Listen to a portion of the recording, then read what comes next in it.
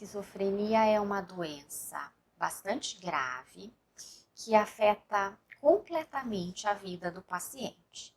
Mais ou menos 1% de toda a população tem ou virá desenvolver esquizofrenia. Os sintomas mais comuns da esquizofrenia são alucinações, principalmente auditivas. Os pacientes passam a ouvir vozes, né, sem o estímulo de outra pessoa estar falando, e delírios, que são crenças de acontecimentos não reais. Por exemplo, os delírios mais comuns de um paciente com esquizofrenia são os delírios persecutórios, em que o paciente passa a ter certeza de que ele está sendo perseguido de alguma maneira, ou que as pessoas estão falando dele, estão falando coisas dele para lhe prejudicar, né, que são os delírios de autorreferência. Existem também delírios místicos, em que o paciente considera que estão fazendo trabalhos para prejudicá-lo, ou então que espíritos estão o prejudicando. E todos esses sintomas podem fazer com que o paciente se comporte de forma agressiva, passe a ter insônia e outras complicações. A esquizofrenia não tem cura. Uma vez que os sintomas de uma esquizofrenia se instalam, o paciente precisará fazer o tratamento para o resto da sua vida.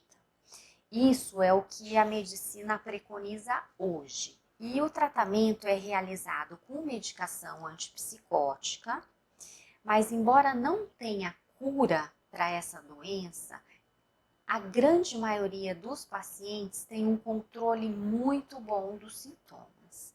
Tá? A grande maioria dos pacientes respondem bem e não apresentam mais sintomas, os sintomas, né, que a gente chama de sintomas positivos, que são os delírios e alucinações.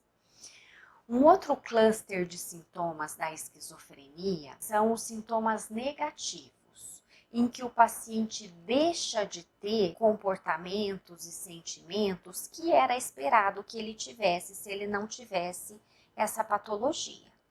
Por exemplo, o paciente passa a ter apatia, falta de vontade, falta de iniciativa, passa a ter perda de prazer em atividades que antes ele também tinha prazer antes da doença. A esquizofrenia tem sim uma influência genética e hereditária bem importante. Nos países nórdicos, né, lá na Escandinávia, foram feitos vários estudos com gêmeos univitelíneos e gêmeos bivitelíneos, e se percebeu nos pacientes que têm a mesma genética, que são gêmeos univitelíneos, a taxa de concordância da esquizofrenia é muito maior. Ou seja, se um irmão gêmeo idêntico tem esquizofrenia, a chance do outro irmão gêmeo ter a doença é bem maior do que num gêmeo não idêntico, num gêmeo bivitelíneo, em que a genética é diferente. A gente tem que desconfiar de esquizofrenia se a gente conhece uma pessoa que passa a mudar seu comportamento em relação ao que era antes, no tocante a conversar sozinho, né? O paciente passa a ter um discurso como se ele estivesse respondendo vozes que ele somente está escutando. Quando o paciente passa a ter um comportamento agressivo diante de algumas situações, passa a ter risos imotivados, então a gente observa o paciente rindo como se ele estivesse rindo de uma situação que não está clara para as outras pessoas que estão no mesmo ambiente.